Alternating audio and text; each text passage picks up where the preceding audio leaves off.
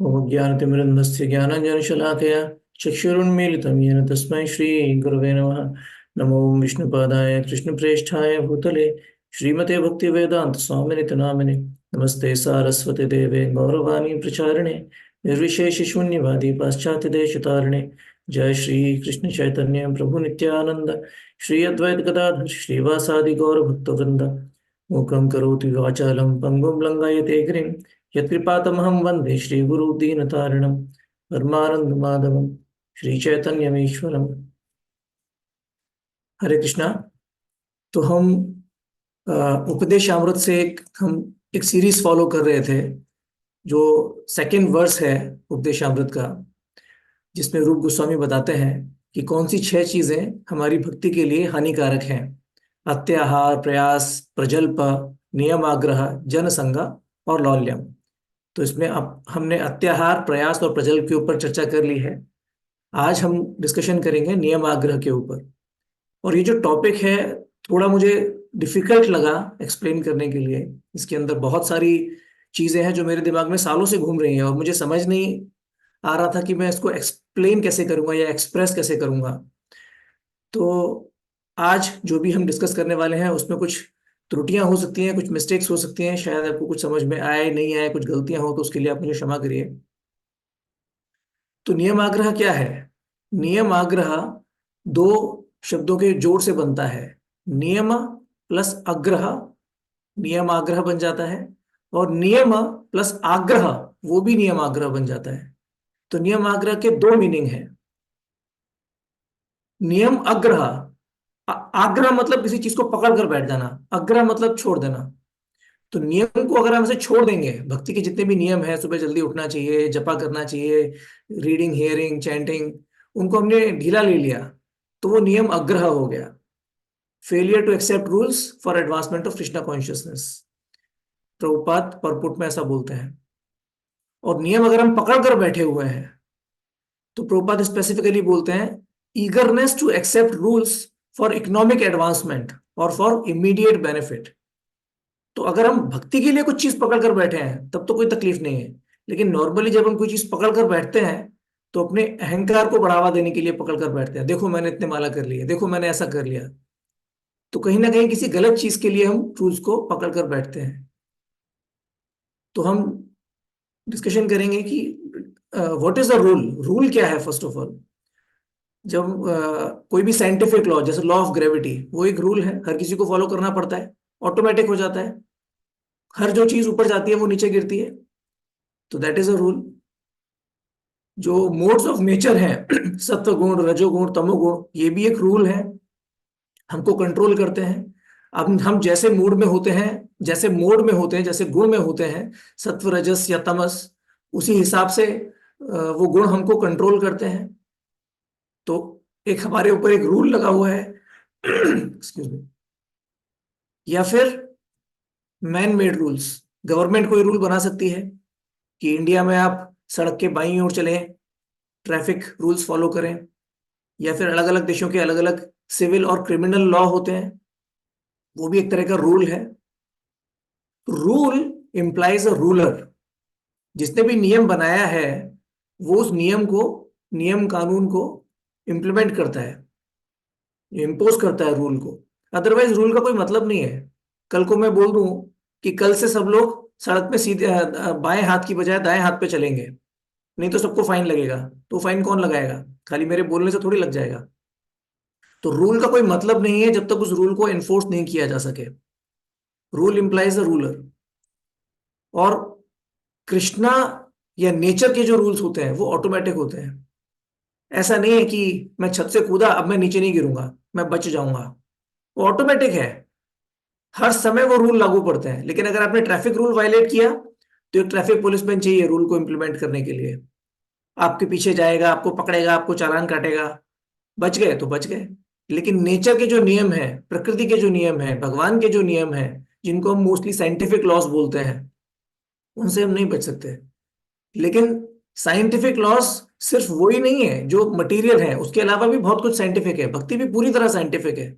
लेकिन जो material material scientist होते हैं वो इस चीज को मानते नहीं है।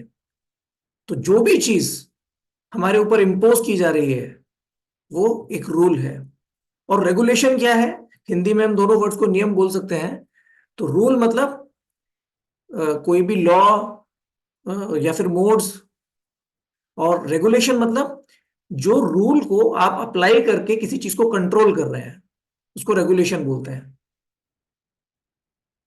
जैसे आपकी कोई भी हैबिट्स आप बनाने की कोशिश कर रहे हैं, सुबह जल्दी उठने की कोशिश कर रहे हैं, सुबह जल्दी उठने से हम सत्व गुण में आते हैं, तो ये एक रूल है।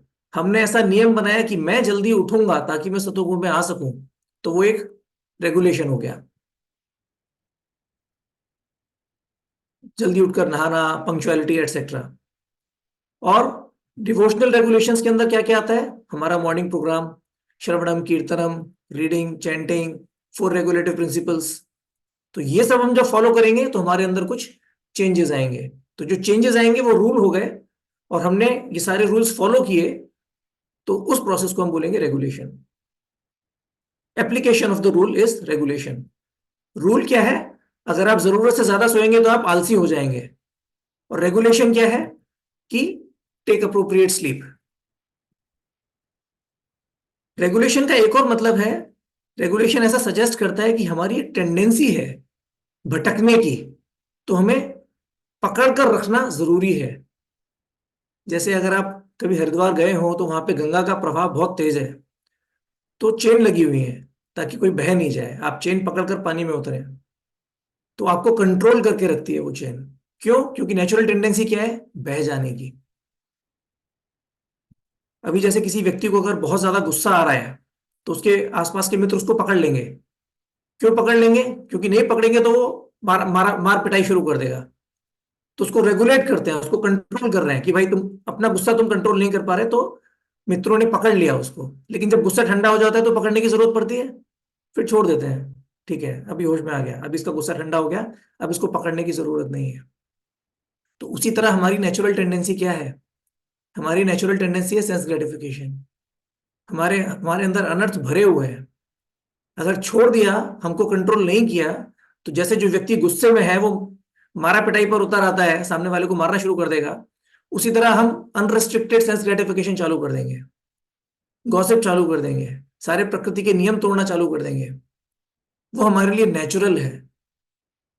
इन वन सेंस नेचुरल नहीं है। जैसे जो व्यक्ति एक गुस्से का उसके ऊपर एक एक आवेश में आकर वो सामने वाले व्यक्ति को नुकसान पहुंचाना चाहता है, लेकिन जब गुस्सा ठंडा हो जाता है वो नेचुरल सिचुएशन है।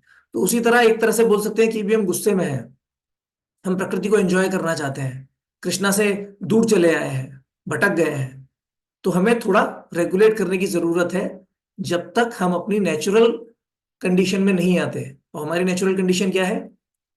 We are servants of Krishna. अभी इसके अंदर एक दूसरी चीज आती है, वो है वैल्यू एजुकेशन। हमेशा जब हम वैल्यू एजुकेशन की बात करते हैं तो पेरेंट्स हमेशा टेंशन में रहते हैं, हम अपने बच्चों को वैल्यू कैसे सिखाएं। वैल्यू एजुकेशन की बात करते हैं तो मतलब कुछ वैदिक, कुछ पुराने जमाने का, कुछ अच्छे रूल, अच्छी हैबिट्स। लेकिन वैल्यू एजुकेशन का मतलब वो नहीं है।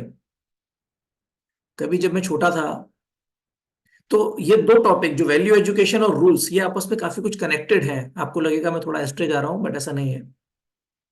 जब मैं छोटा था तो बच्चे एक दूसरे को चिढ़ाते हैं कई बार। तो मेरी माँ मुझे बोलती थी कि तुम परेशान क्यों होते हो, उसने तुम्हें ऐसा कहा ना, तुम उससे चिढ़ गए, उसने तुम्हें कुछ उल्टा सीधा कहा, तो तुम उसको बोल दो जो बोलता है वही होता है। तो जो तुम मुझे बोल रहे हो ना, ऐसे तुम हो, मैं ऐसा नहीं हूं। तो जब मैं ये आर्ग्यूमेंट सुनता था तो मैं बड़ा खुश हो जाता था, जब आप बच्चों को ये बात बोले। क्यों? सामने वाले ने कुछ कह दिया, हमने मान लिया, तो वो हमारे लिए एक रूल हो गया, हम उससे प्रभावित हो गए। आपके ऊपर किसी ने एक नकली सांप फेंक दिया, आपने उस नकली सांप को असली सांप मान लिया, तो आप डर जाएंगे, आप उस रूल के अंडर आ जाएंगे। वो नकली सांप आपको कंट्रोल करना शुरू कर देगा, क्योंकि आप डर रहे हैं। तो रूल मतलब कंट्रोल, राइट? तो माया भी हमको कंट्रोल करती है, ऐसा है नहीं, लेकिन हम ऐसा मान लेते हैं, तो हम डर जाते हैं, हम कंट्रोल में आ जाते हैं। फिर माँ ने बोला तुम उसको ऐसा जाके बोल दो, तो मैंने उसको ऐसा जाके बोल दिया, जो बोलता है वही होता है, तो मैं खुश हो गया। बचपने की चीजें हैं, लेकिन दीज आर मिसप्लेस्ड वैल्यूज। जो चीज इंपॉर्टेंट नहीं है उसको हमने इंपॉर्टेंट समझ लिया, तो फिर वो हमको कंट्रोल करना शुरू कर देगी। हम भूल गए हैं हमारे लिए क्या इंपॉर्टेंट है। बच्चों के साथ ये प्रॉब्लम बहुत होती है, खास करके।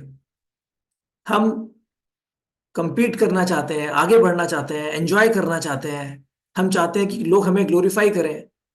तो जब ये चीजें नहीं होती तो हम दुखी हो जाते हैं। उसी तरह बच्चों के साथ होता है। बच्चे छोटी छोटी बातों पे दुखी हो जाते हैं। अगर किसी छोटे से बच्चे को आप बोले, उसकी नाक पर हाथ रखकर बोले कि मैंने तुम्हारी नाक ले ली, तो घबरा जाता है, अरे मेरी नाक वापस करो, मेरी नाक वापस करो। आपके मजाक के कंट्रोल में आ गया वो बच्चा। तो पेरेंट्स क्या बोलते हैं, समझाते हैं उसको, बेटा नहीं, देख देख तेरी नाक यहीं पर है, देख यहीं पर है, कुछ नहीं हुआ। तो उसी तरह हम भी कुछ कुछ चीजों को पकड़ के बैठे हैं, अरे मेरे साथ ये नुकसान हो गया, अरे मेरा वो नुकसान हो गया। तब साधु संत हमें समझाते हैं, अरे अरे रुको रुको रुको, कुछ नुकसान नहीं हुआ, तुम शरीर नहीं आत्मा हो। नैनम छिन्दन्ति शस्त्राणि, नैनम दहति पावका। न तुम जले हो न तुम कटे हो, तुम्हें कुछ नहीं हुआ, क्यों टेंशन ले रहे हो। फिर जब सेल्फ रियलाइजेशन आएगा, अरे मुझे तो कुछ नहीं हुआ। लेकिन हम भी, बच्चों को तो हम समझाते हैं, लेकिन हम अपनी खुद की छोटी छोटी चीजें पकड़ कर बैठे हैं। मुझे किसी ने कुछ बोल दिया, मेरा अपमान हो गया। हमारे खिलौने बड़े हैं, बच्चों के खिलौने छोटे हैं, फर्क सिर्फ इतना है। हम भी अपनी अपनी अपनी चीजें पकड़ कर बैठे हैं, अपने रूल्स इमेजिन करके बैठे हैं। अगर कोई व्यक्ति सो रहा है और उसको एक बुरा सपना आ रहा है, तो क्या वो सफर कर रहा है? वो सफर कर रहा है, अपनी इमेजिनेशन में वो दुखी हो रहा है। वो जो दुख है वो असली है, उसकी तकलीफ असली है। वो एक व्यक्ति अगर सपने में देख रहा है कि मेरे पीछे शेर आ रहा है, मेरे पीछे शेर आ रहा है, तो आप देख सकते हैं उसको पसीना आ रहा है। वो एक्चुअली बहुत दुखी है। क्यों? क्योंकि वो इल्यूजन में है। Suffering is real because of the dreaming state. तो उस सफरिंग से बाहर निकलने के लिए क्या जरूरी है? जागना जरूरी है। अगर वो जागेगा तो उसको क्या लगेगा, समझ में आ जाएगा, अरे यहाँ तो कोई शेर नहीं है। हाँ, तो शांति पड़ जाएगी उसको। लेकिन जब तक जागेगा नहीं तब तक परेशान रहेगा, तब तक सफर करता रहेगा। चाणक्य पंडित क्या बोलते हैं? उनका एक उनका एक नीति है जिसमें वो बोलते हैं, अगर कोई लालची व्यक्ति है तो आप उसको पैसा देकर कंट्रोल कर सकते हैं। अगर कोई मूर्ख व्यक्ति है तो आप उसका गुणगान करिए, आप उसको कंट्रोल कर सकते हैं। अगर कोई बहुत ज्यादा अ, सब घमंडी व्यक्ति है, वो अपनी बात से टस से मस नहीं होता, अपनी बात पकड़ कर बैठ जाता है, तो आप उसके सामने हाथ जोड़ लें, उसकी बात मान लें, उसकी हाँ में हाँ मिला दें, तो वो कंट्रोल हो जाएगा। और जो एक विद्वान व्यक्ति है, आप उसको कैसे कंट्रोल कर सकते हैं? सिर्फ सत्य से उसको कंट्रोल कर सकते हैं। तो ये चारों प्रकार के व्यक्ति जो हैं, अपना अपना स्वभाव फॉलो कर रहे हैं, अपनी अपनी नेचर फॉलो कर रहे हैं। जो भी प्रकृति के गुण हैं जिसके कंट्रोल में ये हैं, उसको फॉलो कर रहे हैं। एक लालची व्यक्ति को कुछ समझ में नहीं आएगा, उसको सिर्फ पैसा ही समझ में आएगा। उससे आप उसके भले की बात करें, उससे बोलें कि भक्ति करनी चाहिए, कुछ भी उससे बात करें, उसको कुछ और समझ में नहीं आएगा। ही इज कंट्रोल्ड और he is ruled only by greed, only by money. तो हमारा जो स्वभाव है वो भी डिसाइड करता है कि हम, हमारे ऊपर कौन से रूल्स लागू होते हैं। वो टेम्पररी जो रूल्स हैं, अगर आप देखें, भक्ति से रिलेटेड कोई भी वीडियो या बुक्स, उनकी कोई बिक्री नहीं होती। लेकिन अगर आपने कोई भी वीडियो बनाया या कोई पुस्तक है, स्टॉक मार्केट में कैसे पैसा बनाए, कैसे लाइफ एंजॉय करें, या फिर कोई बॉलीवुड की गॉसिप, उस फिल्मी हीरो की लाइफ में क्या चल रहा है क्या आप जानते हैं? और ऐसा कोई वीडियो होगा, उन्होंने क्या किया, 14 दिसंबर की रात को सलमान खान के साथ क्या हुआ, ऐसा कोई वीडियो आएगा तो सब लोग घुस जाएंगे देखने के लिए, अरे क्या हुआ क्या हुआ क्या हुआ, सलमान खान के यहाँ पर क्या हुआ। क्यों? क्योंकि ये हमारी नेचर है। लेकिन अगर स्क्रॉल करते करते यूट्यूब पर कोई अच्छा वीडियो आएगा जिसके अंदर गौरांग प्रभु या गौरांग दर्शन प्रभु या कोई भी डिवोटी कुछ बोल रहे होंगे, 3 मिनट का भी शॉर्ट आएगा तो हम 2 सेकंड में निकाल देंगे। डिवोटीज भी ऐसा करते हैं, क्योंकि नेचर हमारी एंजॉय करने की है। और ये टेंडेंसीज हमारी ट्रू नेचर नहीं है। हमारी ट्रू नेचर तो भगवान की सेवा करना है। लेकिन फॉर द टाइम बीइंग, जब तक हम इन चीजों में फंसे हुए हैं, तब तक ये चीजें हमें कंट्रोल करती हैं।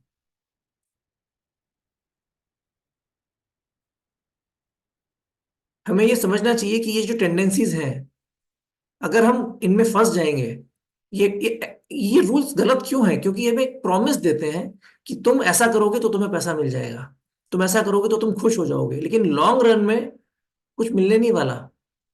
आप इतना कितना भी पैसा कमा ले, शरीर छूटेगा तो पैसा भी छूट जाएगा।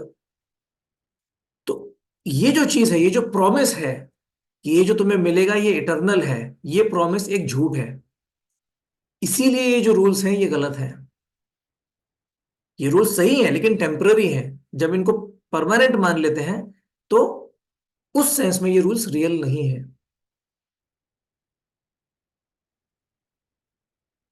पैसा बनाने में कुछ गलत नहीं है, आनंद प्रभु बहुत बोलते हैं हाँ पैसा बनाना चाहिए, लेकिन ये मान लेना और ये ईगरनेस होना कि हाँ सिर्फ पैसा बनाऊंगा, पैसा बनाऊंगा, पैसा बनाऊंगा। क्यों? अगर ये इच्छा है कि हाँ बस पैसा बनाना है और कोई जीवन में गोल नहीं है, तो कुछ गड़बड़ है। इसका मतलब हमने जीवन का सही लक्ष्य समझा नहीं है। पैसा बनाने को, पैसा बनाना एक माध्यम है। एक शरीर चलाना है, खाना है, पीना है, घर में रहना है तो पैसा चाहिए, लेकिन पैसा सिर्फ एक माध्यम है, वो जीवन का लक्ष्य नहीं है। अगर हमने उस चीज को जीवन का लक्ष्य मान लिया और सिर्फ पैसे के पीछे भाग रहे हैं, तो कुछ गड़बड़ है लाइफ में, वो हमें समझना चाहिए। प्रॉब्लम क्या होती है? जब हमें वो समझ में आ भी जाता है ना, तब भी हम अपने अनर्थों से लड़ते रहते हैं, हम उनसे छूट नहीं पाते।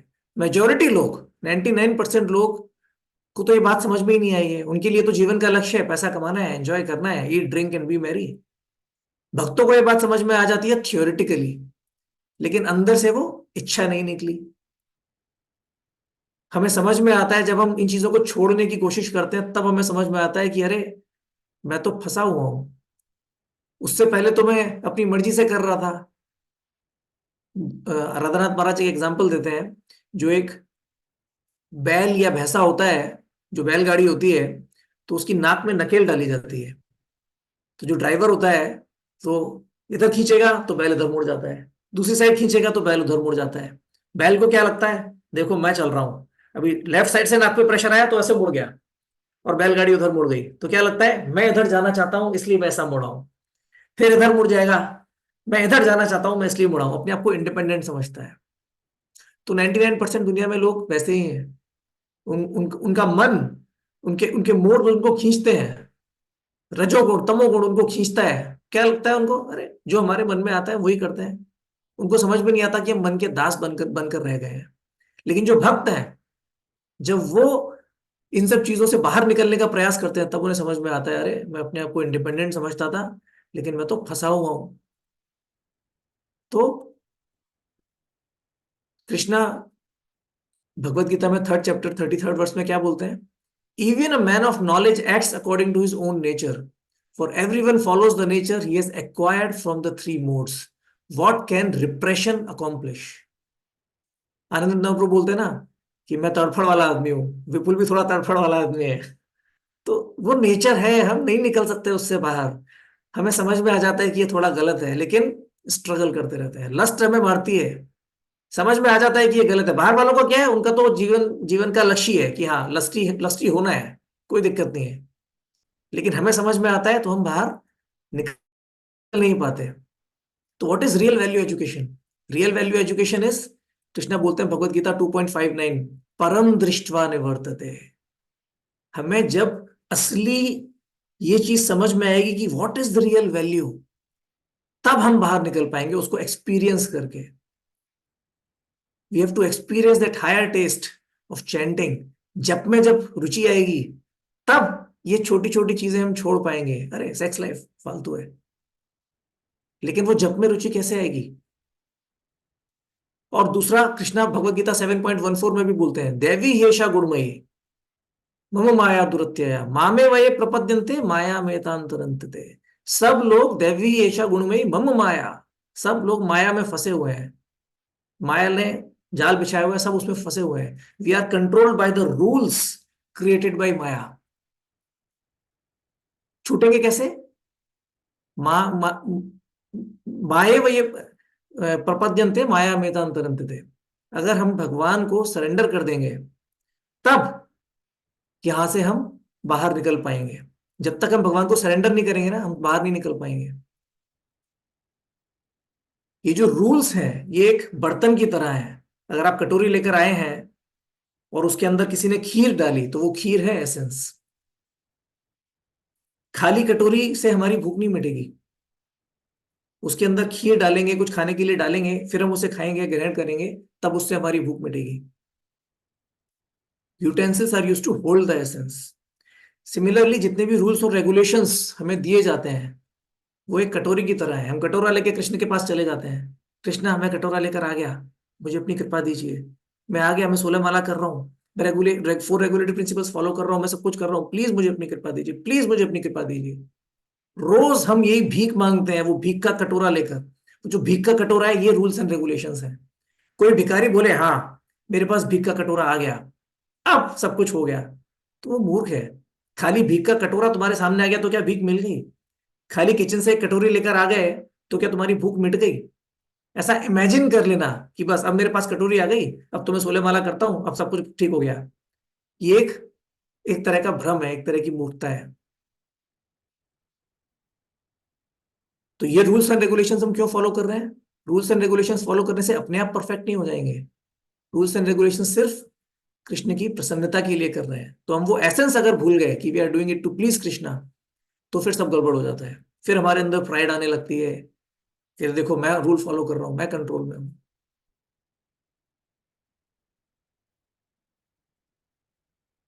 और एसेंस क्या है? जब हम कटोरा लेके कृष्ण से क्या याचना करते हैं कि आप मुझे अपने प्रति थोड़ा प्रेम प्रेम मेरे अंदर पैदा करें, कि मैं आपके प्रति आकर्षित हो सकूं, मैं आपके हरि नाम के प्रति आकर्षित हो सकूं, भक्तों के प्रति आकर्षित हो सकूं, भक्तों की सेवा के प्रति आकर्षित हो सकूं। तो ये जो हमारे अंदर जो चेंजेस आएंगे, ये एसेंस है। एक बार 192 राउंड कर लिया और चेंजेस नहीं आए तो इसका मतलब कुछ नहीं मिला। वो भीख का कटोरा लेके मिलाते रहे 192 बार और प्राउड हो गए। लेकिन अगर अपने अंदर चेंजेस मॉनिटर करेंगे तब हमें समझ में आएगा, अरे लस्ट तो वहीं की वहीं है, ग्रीड तो वहीं की वहीं है, एंगर तो वहीं की वहीं है। या थोड़ा बहुत चेंज हुआ है भगवान की कृपा से, लेकिन अभी तो मैं बहुत बहुत ज्यादा फंसा हुआ हूं अभी भी। और दूसरी तरफ अगर कोई बोले कि हाँ आपके सामने कटोरा है तो कटोरे से पेट नहीं भरता, तो कटोरे की जरूरत ही नहीं है। माँ बोलती है कभी, अच्छा तुमको चाहिए खीर, चलो किचन से कटोरी लेकर आओ, बच्चों को बोलती है। तो बच्चा कटोरी लेकर आता है, माँ उसमें खीर डाल देती है। लेकिन माँ अगर बोले किचन से कटोरी लेकर आओ मैं तुम्हें खीर देती हूँ, और बच्चा अपना दिमाग लगाए, अभी अभी फिलोसफिकल क्लास सुनी है कि रूल्स एंड रेगुलेशंस तो कटोरी की तरह है, कटोरी से थोड़ी पेट भरता है, तो कटोरी लाने से मना कर देगी। अगर बच्चा मना कर देगा कटोरी लाने से, माँ कटोरी से क्या होता है, कटोरी से थोड़ी पेट भरता है, तो मैं जाके किचन से कटोरी नहीं लाता, तो उसे खीर ही नहीं मिलेगी। तो अगर आपको खीर चाहिए तो जो आपको खीर दे रहा है वो जो बोल रहा है आप फॉलो करिए। ये छोटी कटोरी लेकर आना, बड़ी कटोरी लेकर आना, ये रूल फॉलो करना। अगर तुम छोटी कटोरी की जगह बड़ा कटोरा लेकर आ गए, मुझे ज्यादा खीर मिलेगी, तो माँ क्या बोलेगी? वापस जा, रख इसको, छोटी कटोरी लेकर आ। ऐसा बोल सकती है ना माँ?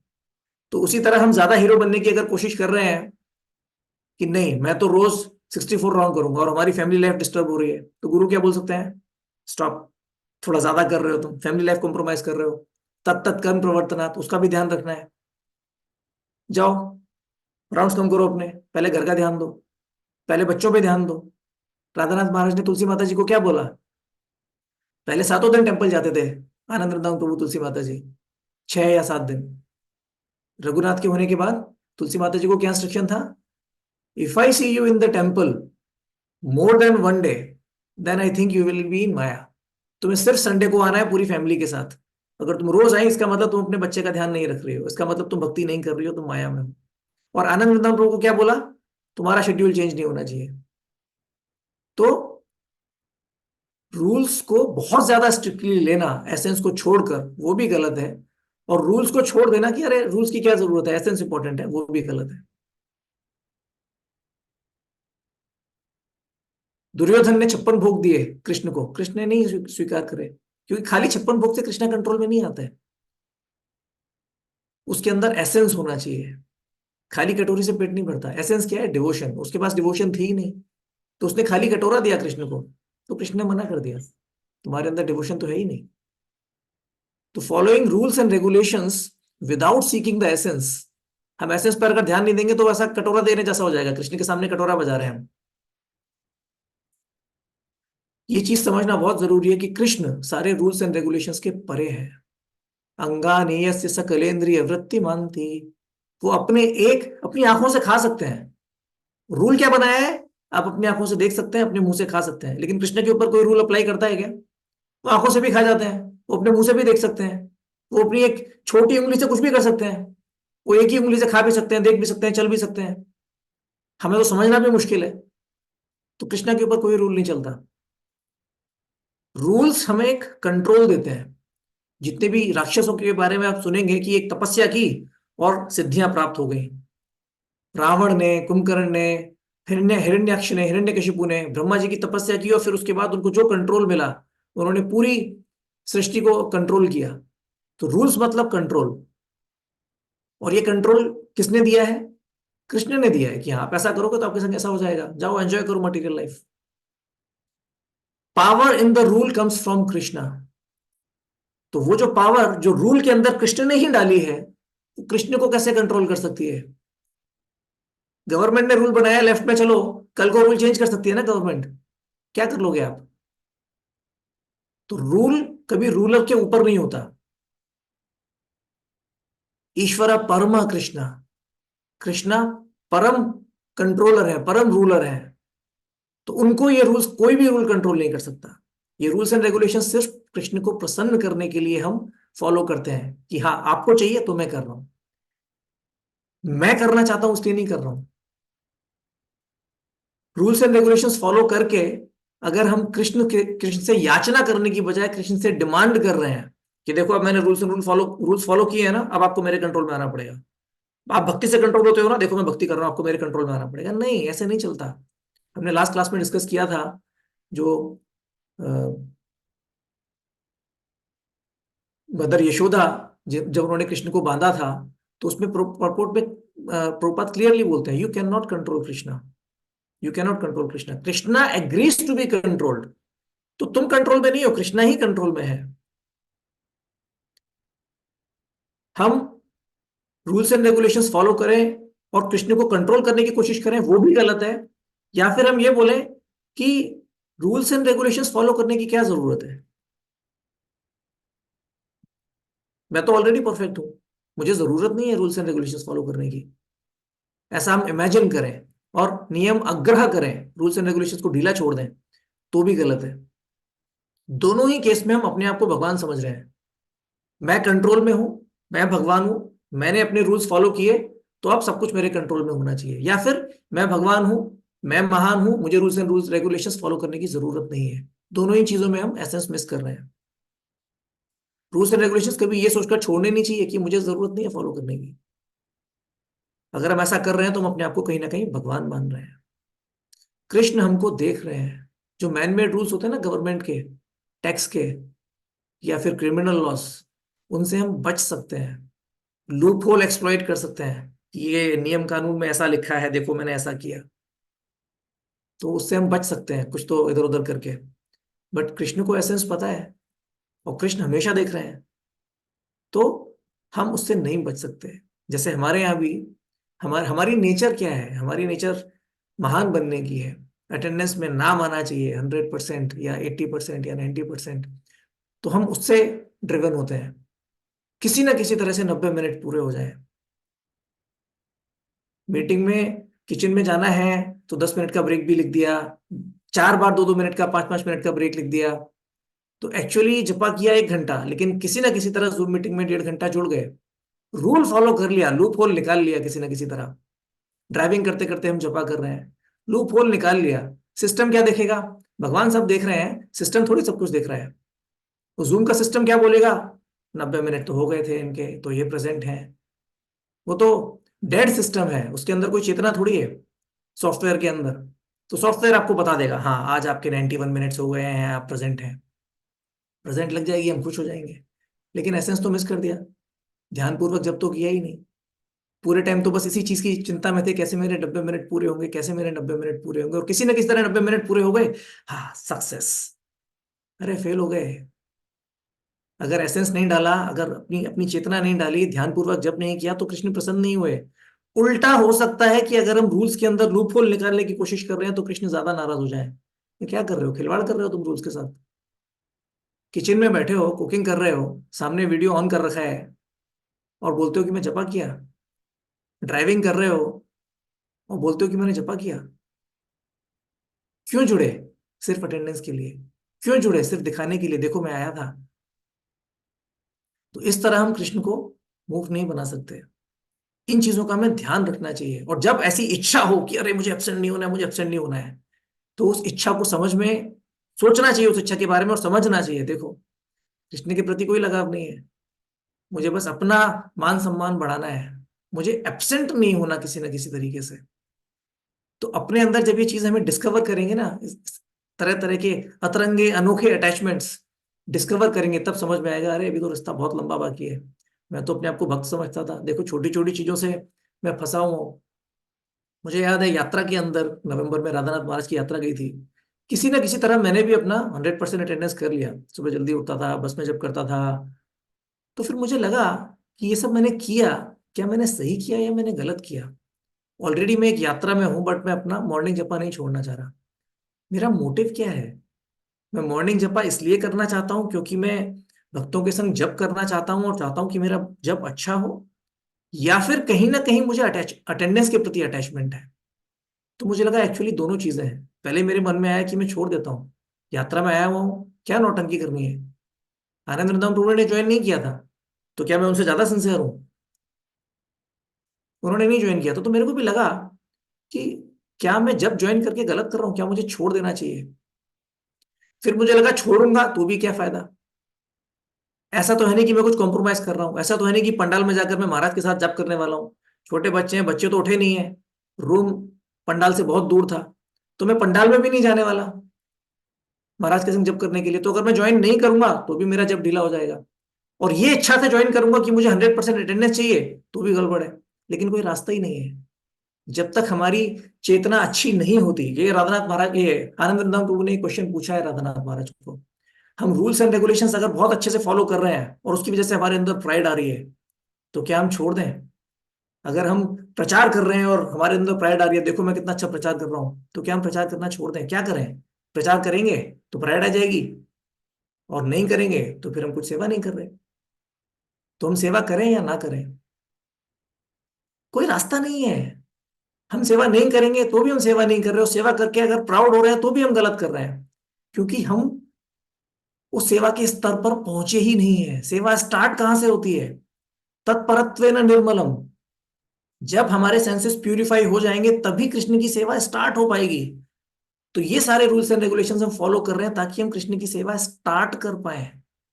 और वो रूल्स एंड रेगुलेशंस फॉलो कर रहे हैं, डिस्कवर कर रहे हैं साथ ही साथ कि हाँ ये सब मैं अटेंडेंस के लिए कर रहा हूँ। तब हमें हम्बल हो जाना चाहिए और करते रहना चाहिए, करते रहना चाहिए, करते रहना चाहिए, ताकि एक दिन मैं अटेंडेंस के लिए नहीं, कृष्ण की प्रसन्नता के लिए करूं। जैसे छोटा बच्चा नर्सरी में जाता है, स्कूल में उसको नहीं जाना होता, फिर उसको बोलते हैं तू जाएगा, देख वहां घंटी बजेगी, देख तेरे फ्रेंड्स मिलेंगे, तेरे को पहले दिन बहुत होता है, फिर वहां फ्रेंड्स मिलते हैं, तो स्कूल क्यों जाता है? खेलने के लिए जाता है। फिर धीरे धीरे धीरे धीरे धीरे सीरियस हो जाता है। तो उसी तरह हम ये सारे रूल्स एंड रेगुलेशंस फॉलो कर रहे हैं, इसके अंदर भी कहीं ना कहीं कोई मटेरियल मोटिव ढूंढ रहे हैं। अटेंडेंस हो गया, नेम फेम हो गया, लेकिन ठीक है, और कोई चीज तुमको ड्राइव करती ही नहीं है, तो ठीक है, इसी के बहाने जुड़ो। काउंटिंग करनी है ना तुमको, 16 माला, इसी के बहाने जुड़ो। लेकिन फिर उसके बाद धीरे धीरे धीरे धीरे धीरे धीरे हम आगे बढ़ पाएंगे, और फिर हमें समझ में आएगा अरे जुड़ा तो मैं किसी और चीज के लिए था, लेकिन अब मुझे समझ में आया भक्ति क्या होती है। कई सारे डिवोटीज ने बोला है ना, मैं तो 10 साल से भक्त हूँ, मैं तो 15 साल से भक्त हूँ, लेकिन जब आनंद वृंदावन प्रभु के आप लोगों के जूम जपा से जुड़ा, तब समझ में आया भक्ति क्या है।